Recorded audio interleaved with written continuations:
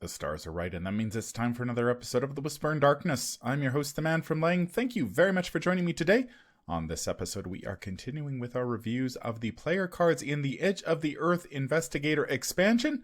This time around, we are taking a look at the Survivor cards. We will review Short Supply, Schoffner's Catalogue, Bandages, and Jury Rig. There are spoilers throughout if you care about that sort of thing. If you enjoy what you hear, remember to like, comment, and subscribe.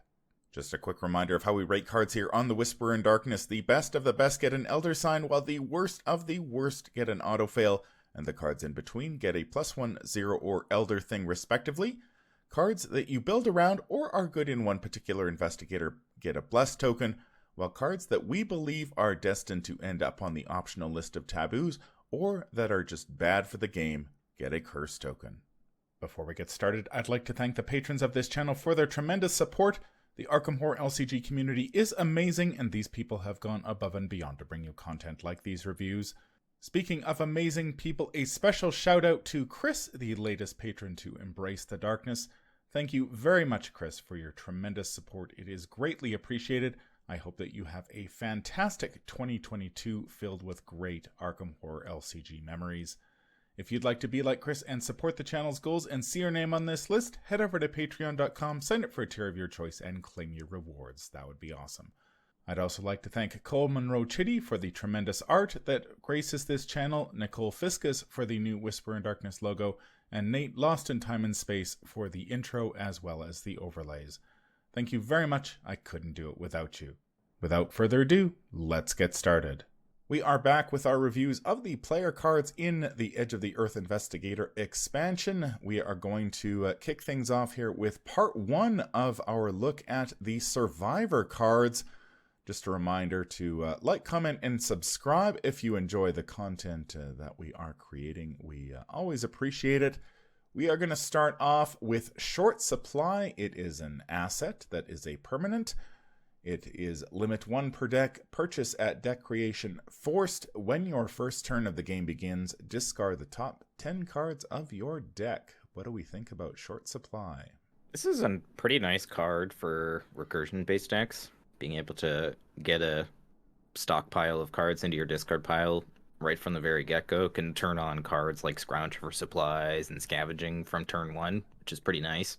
I think apart from those style of decks, you're not really interested in this card. Yeah, although it's kind of... Survivor has gotten a few ways. You named all three of them. Scavenging, Short Supply, and Resourceful. To easy ways to bring cards back out of your discard pile into your hand. So I think like with Short Supply, it's actually like kind of simple in how it works. It's just if your deck is set up in such a way that a card being in the discard pile is easier to grab than if it's deep in your deck somewhere, then it's probably a good idea for you. Short Supply also synergizes really well with Winging It and its cousins. So I just thought I'd like to note that. Yeah, I think if you're playing somebody like Yorick who can easily recur cards from the discard pile, this is a pretty nice way to seed the discard pile for survivors, and it does work nicely with that set of events that we received during the Forgotten Age cycle, like Winging It and Improvised Weapon, where they actually play better from the discard pile than they do in your hand. And if you are going all in on that sort of deck, this can get those cards in that pile a little bit quicker. One of the things I have noticed playing Yorick recently is that especially at the beginning of a scenario, his ability is difficult to trigger because you usually don't have enough items and assets in your discard pile in order to use him effectively. So having a card like this is kind of nice, that you can dump 10 cards into your discard pile right away. So you are turning on Yorick's ability, and theoretically you'll have something in there that you can use. So that one is, I think that's nice. How would we rate Short Supply? I think this gets a pretty solid Bless token. You know, if you're playing cards with recursion, this is great. If you're not, then you're not going to play this. I would go so far as to give it actually a +1 because, you know, it's like you said, if you are playing recursion cards, this is great. If you're not playing recursion cards, this is not great. It's just that you're a survivor. You're probably playing Resourceful. Might be playing Scavenging. So Yeah, I'd give this a +1 because this is just like every survivor is fine with this card. Though I totally understand the bless. I think I'm going to settle on a blessed token with this one. I'm not too sure I'd just put this in every survivor deck, but like you said, Matastrophic, if you're playing Scavenging or Resourceful or Scrounge for Supplies or stuff like that, then this card is going to be valuable to you. I think if you're playing Yorick, obviously, you probably want to be looking at this just to get a few cards in the discard pile. So at the beginning of the game, before you've put some cards there yourself, you can actually trigger his ability. The next card that we're taking a look at is Schoffner's Catalogue. It is a 2-cost asset that has an intellect skill icon, the item and tome traits. It uses 5 secrets. If Schoffner's Catalogue has no secrets discarded, you may spend secrets on Schoffner's Catalogue as resources to pay for item assets played by any investigator at your location. I have had an opportunity to play a little bit with this one in my geared up Yorick deck, and it is pretty sweet when you draw this in your opening hand. The ability to play this for 1 resource rather than 2 just increases the amount, the value of those secrets on it. Obviously, an investigator like Bob Jenkins, who's all about items, is going to like something like this. And this is useful in multiplayer because you can use the resources on this to pay for items played by anybody at your location, which a Guardian with Bob and this is going to be happy because their 45 automatic or whatever weapon of choice they're using is going to be cheaper, which is good for them. What do you guys think? I mean, this card is basically recurable emergency cash when you look at it that way, which is really quite nuts. If you're playing the short supply deck, this is probably one of your premier targets to be able to recur over and over again with things like Scavenging or Yorick. Man, great card. Yeah, I've actually gotten to see this thing in action, and the ability to help other players afford their items is actually like surprisingly useful. What's been happening so far is I'm noticing that, okay, the Guardian's out of bullets. He needs to put another weapon down so he can, he can do things, but he's 1 resource short. That's where Schoffner's Catalog really helps. It's not about helping one person pay for a whole thing. It's more like helping a player or 2 get their resources over the line to afford, say, a 45 automatic or, another, usually a weapon.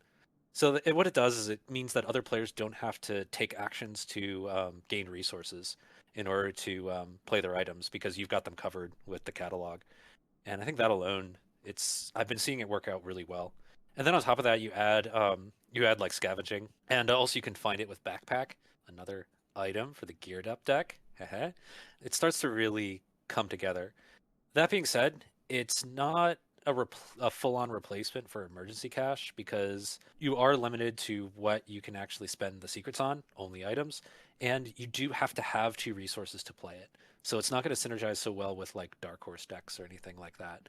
So I guess what I'm getting at is that it's not a replacement for emergency cash, but if you can get it to synergize with other aspects of your deck, then I think it's like really, really good. Yeah, I think it can be a replacement in certain decks, but like you said, it's not going to be a replacement in every deck. Another little key note about this card is that it discards itself, which is actually really helpful.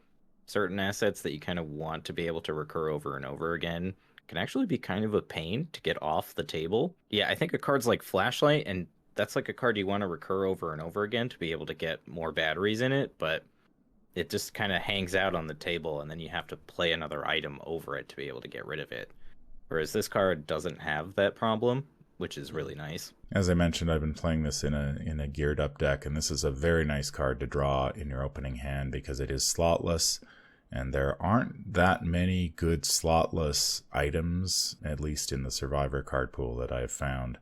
So the ability to drop this for 1 and then have those 5 secrets that you can then spend to play the other items that you're playing with geared up is very nice. You just end up with spending 1, maybe 2 resources out of your own resource pool, and then you can drain this. But I think you make a good point, Matastrophic, that this is not a direct replacement for emergency cash, and it is restricted to item assets. So if you need money for other things, I think you need to be a little bit careful cutting emergency cash for this. It seems like the obvious choice, but you do need to take a look at your deck and figure out what you're going to be spending your resources on, and say if you are using those resources to power one of the new talents like Plucky that is released in this box, then emergency cash may be a better choice than the catalog. But if you're playing a lot of items like Bob, or you're playing in multiplayer and people at the table are playing a lot of items, then I don't think you can go wrong with this. How do we rate this one? I'm going to give this one a solid +1. I think there are a lot of decks that make good use of this card, and the fact that it helps other investigators at the table is unparalleled, I think, for cards like this, and that's pretty nice, I think, alone. Even if you're not recurring it over and over again, that situation that you had brought up, Man from Lang, where you kind of just stick around your Guardian and help them play weapons is going to be really helpful. I'm also going to give this one a +1. It's just generally useful. Just assuming that you're playing items and your friends are playing items and you're not playing expensive events. Like you're gonna have a hard time affording Dynamite Blast with this thing, so you gotta watch out. It's not gonna go in every deck. It's not gonna replace emergency cash in every deck, but in every deck in just about every deck, it could probably serve well as like emergency cash number 3 or emergency cash number 4, effectively. So this thing's really nice. And then of course it gets much better if you're using effects to bring it back, or other ways to synergize with it. I'm going to give this one a +1 as well. I've been very impressed with this in solo, and I think its utility only increases in the multiplayer format. It's interesting that you should mention recursion, because at least in solo, I have not needed to recur this. I have found that generally 5 secrets is more than enough to cover off most of the items that I'm going to be playing. But I could definitely see in multiplayer, when you've got 2-3 other people at the table all wanting to get their goodies down on the table, where 5 secrets isn't going to go very far, and you'll be looking to bring this back. Obviously, this is a better card to have at the beginning of the game when everybody's setting up and playing a lot of those items to get rolling. I think if you draw this later in the game, it's not going to be as useful, and just 1 intellect skill icon is, it's fine, but it's not spectacular. But yeah, I think +1 is good for this card. That brings us to Bandages. It's a 2-cost asset with an agility skill icon. Item trait: uses 3 supplies. If Bandages has no supplies, discard it. As a response, after an investigator or ally asset at your location takes 1 or more damage, spend 1 supply, heal 1 damage from that card. What do we think about Bandages? I'm pretty cold to this card, personally. It is... I do think it's better than something like First Aid, because, it's a reaction. You don't have to spend actions to get that healing, but, it's pretty slow. You're only able to do it 1 at a time from the looks of it. So, kind of sitting there like, if you're taking poke damage, it's pretty good. But if you're taking big chunks from something like the Harbinger, then this card is less useful. It's recurable, which is pretty nice if you, plan on doing something like that. But yeah, I think kind of in the same vein as you, Man from Lang, I'm not big on healing cards. I'd rather just play more Soak. I think this isn't bad. Largely because it doesn't require actions, and you can kind of cover other investigators and allies, at your location. The only thing, though, is that because it doesn't prevent the damage, it only heals damage. So if, say, Dr. Mullen Christopher with 1 health were to take a damage, this wouldn't save him, because it's too late at that point. So that means you're looking at 2 or more. You can save allies with 2 or greater health, and it's not bad for a 0 XP card, I'd say. Just mainly it's because it's actionless. So this kind of puts it way above First Aid, in my opinion. Yeah, without a doubt. I guess my only thought about this, though, is like, how often does that healing an ally actually matter? I know there are certain often. treachery cards that, deal direct damage to allies, but, apart from that, like, you can just assign damage how you want. So having that extra ally asset clause doesn't matter as much. I guess it would be kind of nice if you were playing like something like Jessica Hyde or Peter Sylvester, and they take like 2 horror and you want, or like 2 damage and you want to heal one of them, so they heal the other one, I guess, but I have a feeling that tag is there because of something. I have a feeling Edge of the Earth is going to attack allies directly. I just have a feeling. I have a feeling that's why the text is actually on there. Yeah, and if that's the case, then this card is probably decent in that campaign. If there are allies with like fairly big health pools, and you're able to kind of like keep them topped off throughout the course of the campaign, then this is decent. But yeah. Also, what's worth noting is outside of like Peter Sylvester and Jessica Hyde, Survivor doesn't have a whole lot of healing, do they? That was mostly a Guardian thing. Yeah, survivors tend to be soaking damage and horror with cards like Leathercoat and Cherished Keepsake, and the new. You can also use that new neutral card, Heavy Furs, I believe it is. Oh yeah. If you want. I did put this card in one of my early Daniela builds in order to try to heal Guard Dog. You could also, somebody like York could use this to try to heal their Beat Cop in order to get more use out of those 2 particular allies.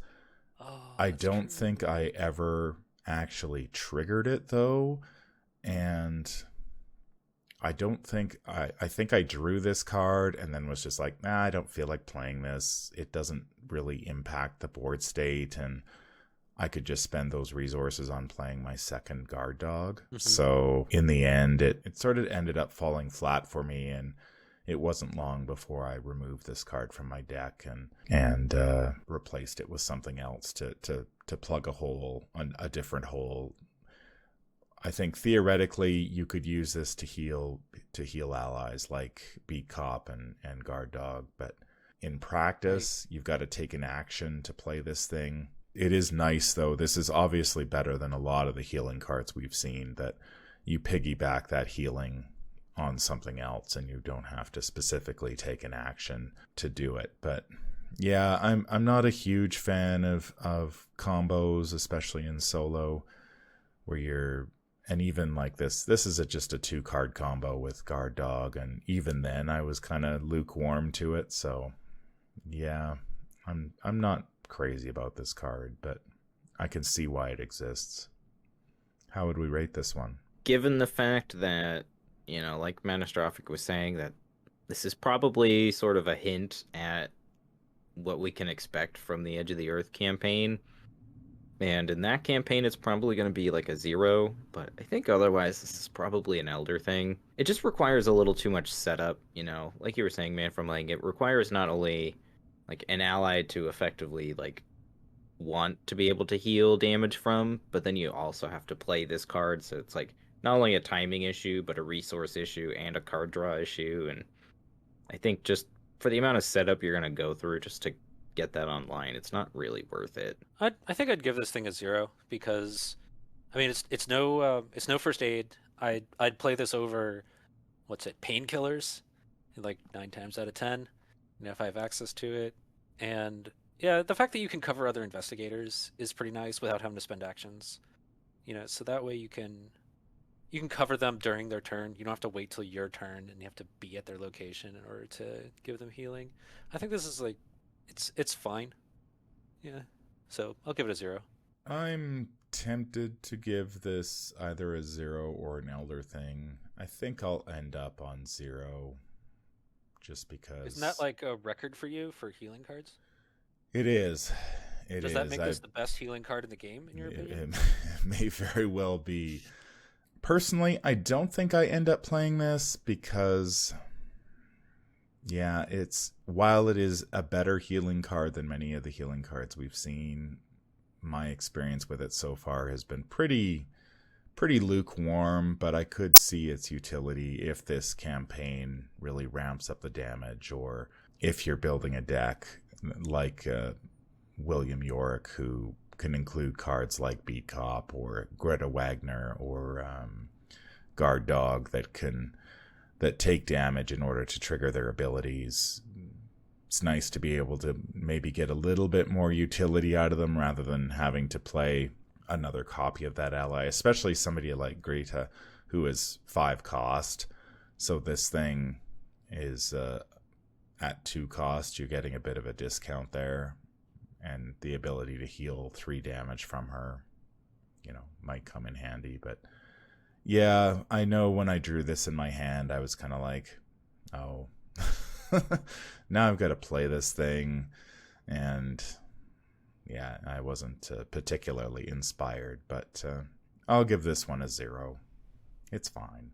The final card that we're going to look at in this part is Jury Rig. It's a free event that costs, or that has 1 intellect and 1 combat skill icon. It has the upgrade trait, which we haven't seen on, I don't think we've seen that on many Survivor cards.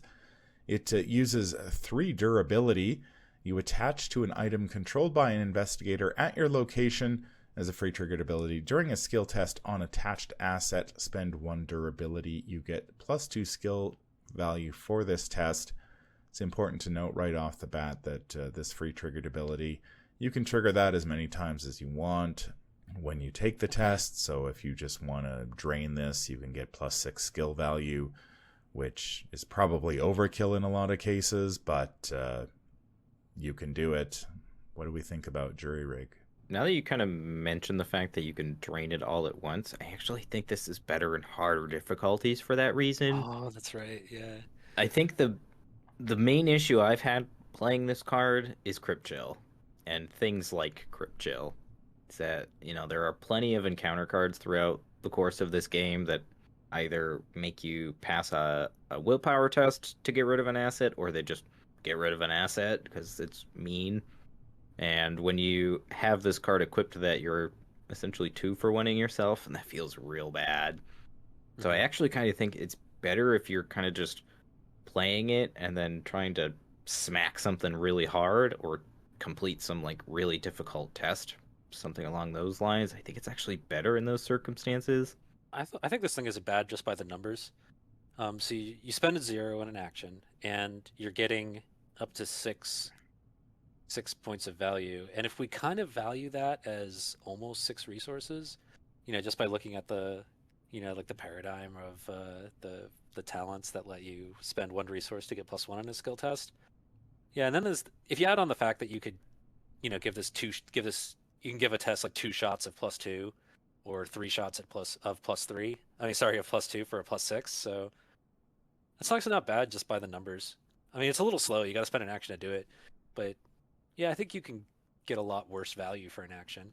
I wouldn't necessarily recommend playing 2 of this in any deck that can do it. Just playing 1 because is probably a good idea, because you have to have an item that you want to put this on the board before this can be of any use. So if you get if you have 2 of them in your deck, you can run into that problem of I've got a Jury Rig, but I have nothing to play it on. It's a good one of. I think this would be okay if you're, say, playing some of those cards like Flashlight or a weapon that you need a little bit of a boost. You trigger your Flashlight, you reduce the shroud value by 2, then you trigger this to get another +2. And survivors and, the off-class survivors who can use this sort of thing, barring off-class seekers who are part survivor like Min, most of them don't have great intellect, so the ability to get sort of a +4 swing with this is kind of nice. The ability to use this, say, on a boss, put this on a weapon and then use it against a boss. Somebody like Wendy could put this on her baseball bat and really go ham against an enemy. You've got 3 durability. You sort of spend 1 durability at a time. You're sort of getting lucky value out of this. Yeah. Sort of like 3 luckies that you've played permanently on an item, which is, pretty good. I guess the biggest problem I have with this card is when I think about the Survivor decks that I've been playing, I honestly don't know what I cut to put 1 copy of this in my deck. Right. I feel like the level 0 Survivor card pool is so strong, and a lot of the cards are just so useful that, man, this is a tough one to fight for space. like I was, Nate and I were talking before we started to record. It's just like, okay, am I cutting lucky for this? Nope. So there's 2. Am I cutting look what I found for this? Nope. There's 4. Am I going to cut, if I'm playing live and learn? No, I like live and learn more than I like this. I think this one's a little maybe too narrow because of that item asset requirement to necessarily make the cut. Maybe there's a Bob Jenkins item deck that he can get a lot of value out of, but this is not an item itself. So I don't know. I just don't know what I'm cutting to put this in my deck. I will say that you can jerry rig up some liquid courage, which is pretty amazing. So you're welcome for that. Just the image of like a bunch of nails coming out of like a whiskey sour bottle. There is one case for I think jury rig really shines.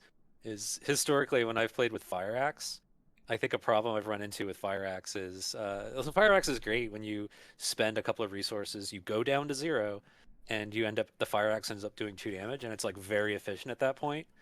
The problem is when you go to make your second attack, you're already at 0, you can't boost your Fire Axe, you're still doing 2 damage, but you don't have that boost. This is where Jury Rig comes to save the day. It's a narrow, like, specific case, but I think it's like a very good case for Jury Rig if you're doing Fire Axes. Yeah, or Dark Horse. Yeah. Which I guess is kind of the same thing, but same idea. Yeah. Yeah, that's a good point. That I have run into that situation a few times where you look at your resource pool and you start doing the mental math to figure out, okay, I need to make 3 attacks, but I want the plus damage. How do I spend my resources to do all that? And having something like this on your Fire Axe would make those calculations a lot easier, because okay, I'm going to take 3 tests. I've got 3 +2s, so I can theoretically drain my resource pool on attack number 1 to get the bonus damage, and then you're still adding 2 for the next 2 attacks. So that's a pretty nice use of something like this card. And this is just also making me think, how do you jury rig a Mariner's Compass? How would we rate this one? I'm going to give this a 0.